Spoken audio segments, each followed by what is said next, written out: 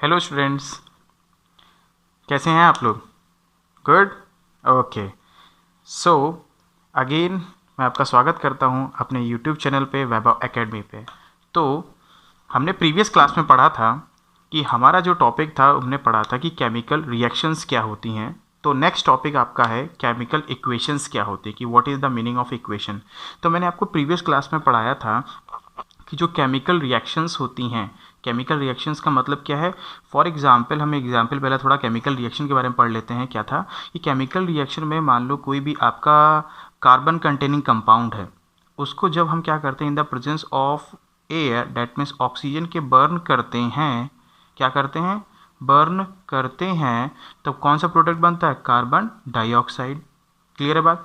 तो ये जो रिएक्शन हो रही है, ये जो क्या हो रही है, रिएक्शन हो रही है, इसी को तो हम लोग केमिकल इक्वेशन में कंसीडर करते हैं। समझ में आ रही बात? यानी कि जो केमिकल रिएक्शन होगी वही आपकी क्या बनेगी, इक्वेशन बनती है। एक तरीके से आपको समझ में आ रहा होगा कि इट इज़ द मेथड। देख रहे हैं ना, क्या है कि केमिकल रिएक्शन को मैंने लिखा है किसके फॉर्म में, सिंबल्स के फॉर्म में, एक फॉर्मूले के फॉर्म में, कंपाउंड्स के फॉर्म में। तो वो हमारी क्या इंडिकेट कर रहा है, इक्वेशन इंडिकेट कर रहा है। तो इसी से रिलेटेड हम क्या करेंगे, डेफिनेशन अपनी प्रिपेयर कर लेंगे। ठीक है, तो देखिए इसकी डेफिनेशन क्या बनती है, इसकी डेफिनेशन बनेगी, इट इज़ द मैथड, समझते रहना बेटा, it is the method of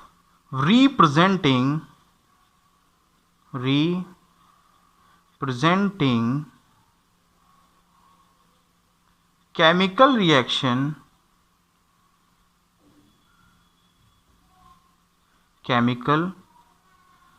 reactions by the use of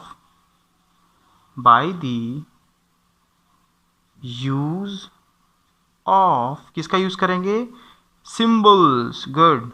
By the use of symbols and formulae of compounds, साथ में नोट्स बनाते रहिएगा, of compounds.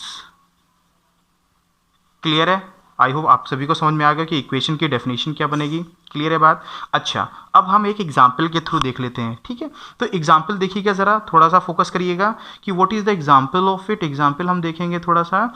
तो एग्जाम्पल की बात करते हैं तो देखिए कि अभी जैसे हमने एक एग्जाम्पल लिया था, कार्बन वाला लिया था, उसी फिर से हम लोग ले लेते हैं कि carbon madding compound plus oxygen की प्रेजेंस में हम इसको बर्न करते हैं, तो क्या बनेगा हमारा प्रोडक्ट, CO2।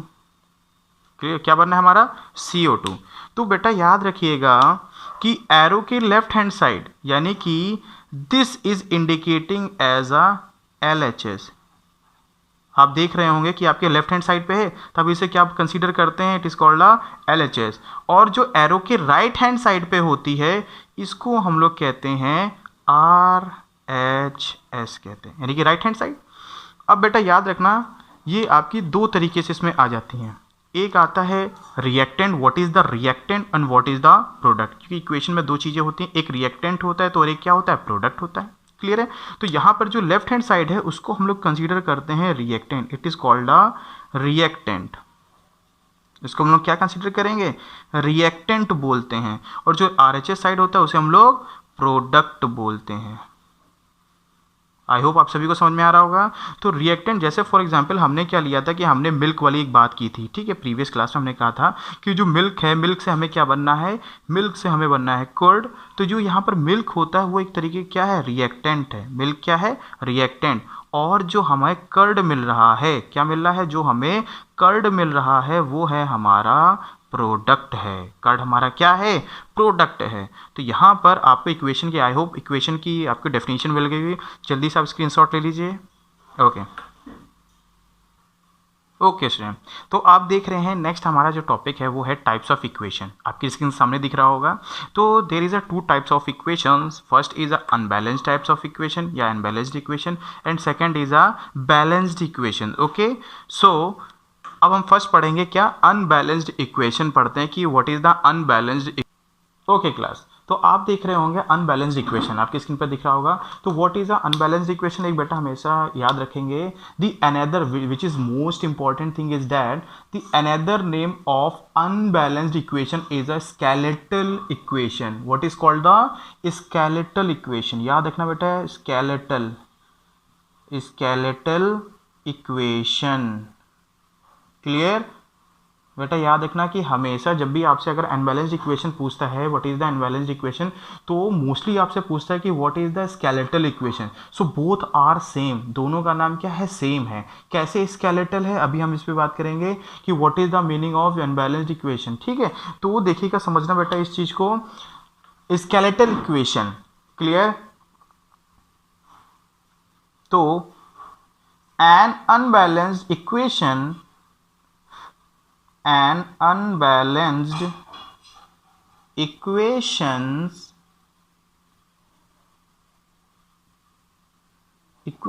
written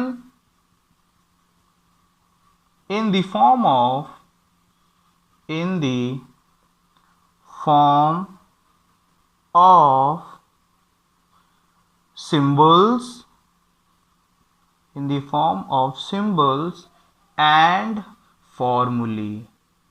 समझ में आ रहा ना बेटा, and formulae is called unbalanced or skeletal equation. I hope आप सभी को समझ में आ गया होगा।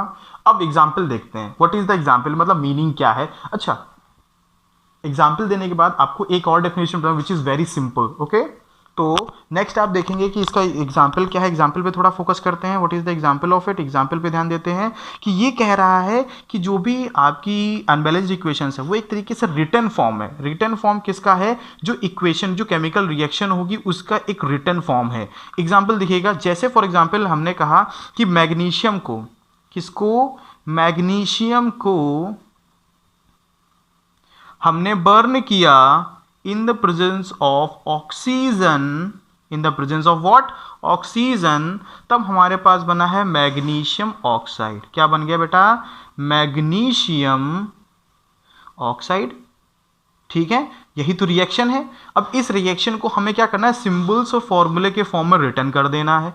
तो मैग्नीशियम का क्या हो गया, Mg, मैग्नीशियम का क्या हो गया, Mg। ऑक्सीजन क्या है, एक मॉलिक्यूल्स के फॉर्म में, डेट मीन्स O2, और बन क्या गया, मैग्नीशियम ऑक्साइड। क्या बन गया बेटा, magnesium oxide, that means MgO। Clear बात, समझा कि ना। अब ये अनबैलेंस्ड क्या है, बैलेंस्ड और अनबैलेंस्ड का मतलब क्या होता है बेटा, कि जैसे आप फॉर एग्जांपल कभी भी क्या करते हो, आप कुछ भी चीज़ बैलेंस कर, जैसे आपने तराजू देखा होगा, ठीक है, तो वो क्या करता है, समझना, इसका बहुत अच्छा कॉन्सेप्ट बता रहा हूँ बेटा। जो आपका समझिए कि एक मतलब एक तराजू होता है, उसके दो हैंडल होते हैं, एक इस तरफ होता है और एक इस तरफ होता है। ठीक है, यहाँ पर वो क्या करता है, वाट मतलब वेट रखता है, वेट रख रहा है, और यहाँ पर क्या कर रहा है, जो आपका प्रोडक्ट है वो रख रहा है। तो यानी ये रिएक्टेंट हो गया। रिएक्टेंट हमें पता है, रिएक्टेंट हमें नोन है कि वो 1 kg का है, 2 kg का है, 3 kg का है। प्रोडक्ट हम सब्जी रख रहे हैं, आलू रख रहे हैं, कुछ भी रख रहे हैं, एनीथिंग, तो वो हमारे लिए प्रोडक्ट हो गया। अब जब दोनों बराबर होता है तो उसे बैलेंस कहते हैं। ठीक है, समझ रहे ना, जब दोनों बराबर होता है तो उसे बैलेंस कहते हैं। और जब एक ऊपर नीचे होता है, मान लो ये आपका वेट ऊपर हो गया, ये नीचे, डेट मीन्स क्या, प्रोडक्ट ज़्यादा हो गया, ये हो गया, कम हो गया। इसका मतलब क्या समझ में आ रहा है कि जो रिएक्टेंट है जब प्रोडक्ट के बराबर ना हो, which is not equal to product, reactant which is not equal to product, तब हम उसे क्या बोल देंगे, अनबैलेंस्ड बोलेंगे। डैट मीन्स, अब इसको कॉन्सेप्ट को थोड़ा सा ध्यान में रखना और रिएक्शन पे थोड़ा सा आना। ठीक है, रिएक्शंस पे आते हैं कि यहाँ पर देखो बेटा, मैग्नीशियम, यहाँ पर हमने Mg लिख लिया, उसका एलिमेंट लिख लिया, ऑक्सीजन उसका 1 लिख लिया, same as it is Mg, और यहाँ पर ऑक्सीजन। अब देखो बेटा, मैग्नीशियम का यहाँ पर देखो एक एटम है, तो हमने यहाँ पर 1 लिख लिया। यहाँ पर कितने एटम है देखिए जरा, O plus O, that means 2 atoms होंगे, तो यहाँ पर कितना हो गया, 2। क्लियर है ना। यहाँ पर देखो Mg का कितना है, 1, और यहाँ पर देखो कितना है, 1। समझ रहे ना, यहाँ पर भी 1 है और यहाँ पर भी 1 है। तो अब कंपेयर करूँ, यहाँ पर Mg 1 है, यहाँ पर Mg ओके, यहाँ पर ऑक्सीजन 2 है, यहाँ पर 1 है। तो इसका मतलब क्या है, यहाँ पर हमारा 2 होना चाहिए था, यानी कि एक तरीके से अनबैलेंस्ड इक्वेशन है। तो इसी को हम लोग बोलते हैं अनबैलेंस्ड इक्वेशन बोलते हैं। क्लियर? आई होप आप सभी को समझ में आ गया होगा कि why we are calling unbalanced equation, क्योंकि अनबैलेंस्ड है इसीलिए इसको हम लोग क्या कहते हैं, अनबैलेंस की कैटेगरी में रखते हैं। स्क्रीनशॉट ले लीजिए तुरंत। ओके क्लास, तो मैंने आपसे जैसा कहा था कि मैं आपसे क्या करूंगा कि एक और नई इक्वेशन की मतलब एक और नई डेफिनेशन की बात करूंगा, ठीक है? तो वो आप अगेन यहाँ पर हम वही लिख लेते हैं, हमने जो रिएक्शन लिखी थी Mg+O2, हमारे पास क्या प्रोडक्ट बनना है, MgO, ठीक है? तो आप यहाँ पर देख रहे हो, मैंने तो आपको बताया था कि यहाँ पर आपका जो ऑक्सीजन के 2 एटम है, यहाँ पर 1 एटम है, जिस वजह से ये क्या हो रही है, आपकी अनबैलेंस हो रही है। तो आप अगर देखिए तो यहाँ पर आपका ये चीज़ क्या है, रिएक्टेंट है, ये रिएक्टेंट और ये क्या है, प्रोडक्ट है। यानी कि एक और डेफिनेशन निकल के आ रही है, नोट करिएगा साथ में, when atoms of reactant is not equal to product atoms।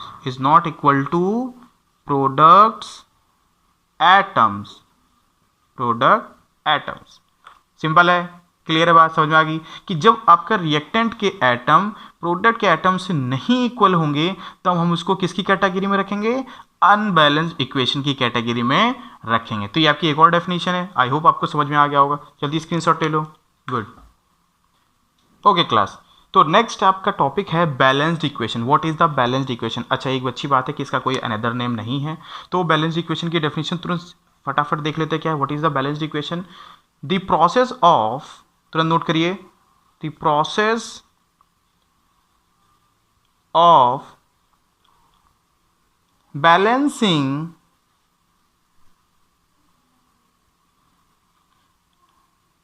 of unbalanced equation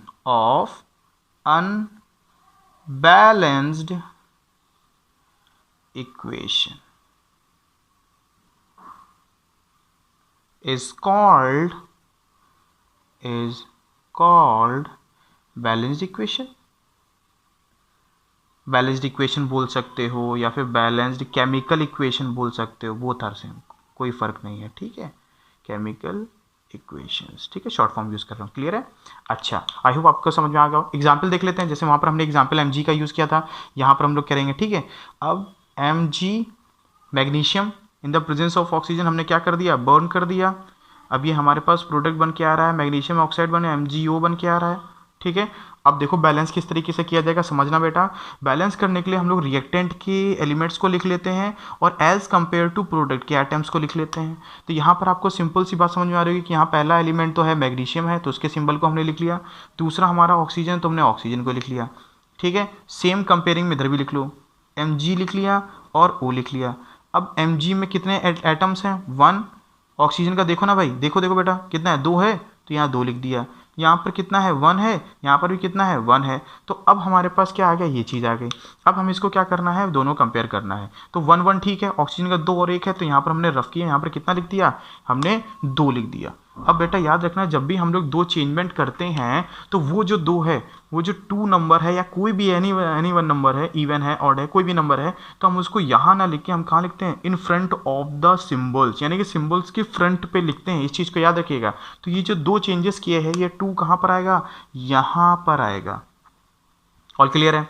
अच्छा, अब ये क्या हो गया, 2 जो है वो ऑक्सीजन के लिए तो 2 है, ये ऑक्सीजन जो 2 आप देख रहे हो, ये ऑक्सीजन के लिए भी 2 है और मैग्नीशियम के लिए भी कितना हो गया है, 2 हो गया। ये चीज़ याद रखिएगा। तो यहाँ पर चेंज होकर ये मैग्नीशियम भी कितना बन गया है, 2 बन गया है, ठीक है? अब यहाँ पर देखिए 2 2 ये सेम है, लेकिन ये क्या है, आपका डिफरेंट आ रहा है। तो हम यहाँ पर भी रफ करके क्या कर देंगे, 2, डैट मीन्स हमने यहाँ पर भी लगा दिया, 2 लगा दिया। अब ये आपकी इक्वेशन जो होगी अनबैलेंस से कन्वर्ट हो जाएगी, बैलेंस्ड इक्वेशंस में कन्वर्ट हो जाएगी। आई होप आपको समझ में आ गया होगा। अच्छा, इसकी दूसरी डेफिनेशन भी देख लेते हैं, बहुत ही सिंपल है। वहाँ पर हमने क्या लिखा था प्रीवियस वीडियो में, मतलब प्रीवियस अभी ये जो सेशन हुआ था उसमें देखिएगा, अनबैलेंस्ड इक्वेशन में हमने क्या किया था, नंबर ऑफ एटम सेम नहीं थे, लेकिन हम लोग इसमें क्या करेंगे, नंबर ऑफ एटम्स को सेम कर देंगे। यानी कि जो रिएक्टेंट के एटम्स हैं, व्हेन, तो दूसरी डेफिनेशन इसकी और में लिख लीजिएगा, when atoms of reactant, atoms of reactant is equal to product atoms, is equal to product atoms called, क्या कहेंगे उसको, बैलेंस्ड इक्वेशन कहेंगे, बैलेंस्ड इक्वेशंस। आई होप आप सभी को समझ में आ गया होगा। तुरंत फटाफट स्क्रीनशॉट ले लो। ओके क्लास, आपकी स्क्रीन के सामने एक नया क्वेश्चन दिख रहा होगा, why we are balance the chemical equation, which is very important, बहुत ज़्यादा इंपॉर्टेंट है, बहुत ज़्यादा पूछी जाती है। क्यों हम कोई भी अनबैलेंस इक्वेशंस को, why we are balance the chemical equation, यानी कोई भी जब इक्वेशन हमें दी जाती है तो हम उसे बैलेंस्ड क्यों करते हैं। तो सिंपल सी बात है, याद रखिएगा, अभी हम बताते हैं क्या है, क्या इसके पीछे रीज़न है। देखिएगा इसका आंसर, देखिएगा, because law of conservation of mass, law of conservation of mass, ठीक है। अब ये law of conservation of mass है क्या, ठीक है। तो ये law of conservation mass of है क्या, इट स्टेट्स दैट, वो कहता है, it states that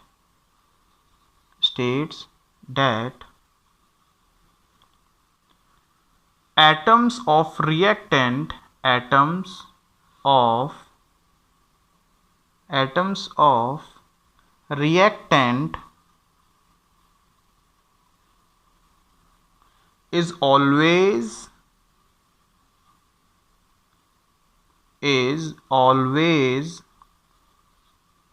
equal to the products atom, to the product atoms। एक चीज़ बेटा याद रखना कि जब भी कोई भी रिएक्शन होती है, law of conservation of mass है क्या, कि कंजर्व का मतलब है कि किसी का भी मास कंजर्व्ड रहता है। मतलब इसका क्या है कि जो रिएक्टेंट का मास होगा वो हमेशा प्रोडक्ट के मास के हमेशा क्या होगा, बराबर होगा। कैसे, अभी देखिए एग्जाम्पल के तौर पे हम समझते हैं, ठीक है, एग्जाम्पल के तौर पे हम समझते हैं। ओके क्लास, तो नेक्स्ट हम लोग देखते हैं कि इसकी एग्जाम्पल देख लेते हैं। जैसे फॉर एग्जाम्पल हमने कोई कार्बन कंटेनिंग कंपाउंड है, उसको बर्न किया in the presence of oxygen, in the presence of oxygen, ठीक। क्या बना हमारे पास प्रोडक्ट, कार्बन डाइऑक्साइड, सभी को पता हो, CO2 बना। अब देखिए कार्बन जो है, इसका जो वेट रहता है, जो इसका मास रहता है, वो होता है आपका 12, क्लियर है। अब यहाँ पर एक ऑक्सीजन के एटम का जो मास रहता है वो होता है 16। अब यहाँ पर कितने हैं, 2 हैं, तो इंटू 2 कर देंगे। फिर यहाँ पर भी देखिए कार्बन का कितना है, 12 प्लस एक ऑक्सीजन का 16 इंटू 2, क्लियर है बात। अब ये 12 प्लस 32, ये भी कितना आ गया, 12 प्लस 32, अब दोनों का आ गया 44 ग्राम, और इधर भी 44 ग्राम। तो आई होप आपको समझ में आ गया होगा कि why all the reactions, why we are balancing all the equations, क्यों हम लोग सारी की सारी इक्वेशन जो केमिकल इक्वेशंस उनको बैलेंस करते हैं, because of law of conservation of mass. यहाँ पर आप देख रहे होंगे कि यहाँ पर भी 44 ग्राम रिएक्टेंट का निकल के आ रहा है, और यहाँ पर भी आपका प्रोडक्ट का कितना 44 ग्राम निकल के आ रहा है, ठीक है। हम दूसरे एग्जाम्पल्स भी देख सकते हैं। देख चलिए दूसरा एग्जाम्पल हम लोग देख लेते हैं। जैसे फॉर एग्जाम्पल मैग्नीशियम का देख लेते हैं, magnesium plus oxygen arrow MgO, clear है। अच्छा अब देखिए समझिएगा, मैग्नीशियम, एक मैग्नीशियम एटम का कितना होता है, मैग्नीशियम एक का होता है 24 ग्राम। ऑक्सीजन यहाँ पर 2 हैं, डेट मीन्स 32, आप सबको समझ में आ गया होगा, 16 इंटू 2 एरो। फिर यहाँ पर मैग्नीशियम का 24 और plus 16, all clear class. 24 and 32 6 और 3 टू 56 ग्राम। यहाँ पर देखिए 24 10 30, ये 30 ग्राम आ गया। आपको समझ में आ रहा है, देखिए यहाँ पर क्या है 56 ग्राम निकल के आ रहा है, 4 2 6 3 2 5, और यहाँ पर 6 4 10 2 1 3 1 40, यहाँ 40 ग्राम समझ में आ रहा है। तो यहाँ पर आप सिंपल सी आप देख सकते हो कि यहाँ पर आपका यहाँ पर 56 यहाँ पर 40 ग्राम है, डैट मीन्स अनइक्वल है। अब हम इसको बैलेंस करके तब कैलकुलेट करते हैं। चलिए बैलेंस करते हैं। बैलेंस करने पर देखिए क्या आएगा, बैलेंस करिए तुरंत। यहाँ पर आपका क्या हो जाएगा, 2 मैंने कर दिया था और यहाँ पर भी मैंने 2 कर दिया था। अब दोनों सेम है, 2 mg हैं, 2 mg हैं, ऑक्सीजन 2 है, ऑक्सीजन 2 है। अब करके देखते हैं 2 × 24, क्लियर है। ऑक्सीजन 16 × 2 एरो 2, अब कितना हो गया यहाँ पर देखिएगा mg का कितना है समझिएगा, कितना है 24 प्लस और कितना ऑक्सीजन का 16, अब ये आ गया 48 प्लस 32 एरो 2 × यहाँ पर 40, क्लियर है। यहाँ पर कितना आएगा 40, ये आएगा पूरा 80 ग्राम और यहाँ पर भी आ रहा है 80 ग्राम। अब देखिए दोनों में सही आ रहा है, क्लियर है, समझ में आ गया, गुड। स्क्रीनशॉट ले लो तुरंत।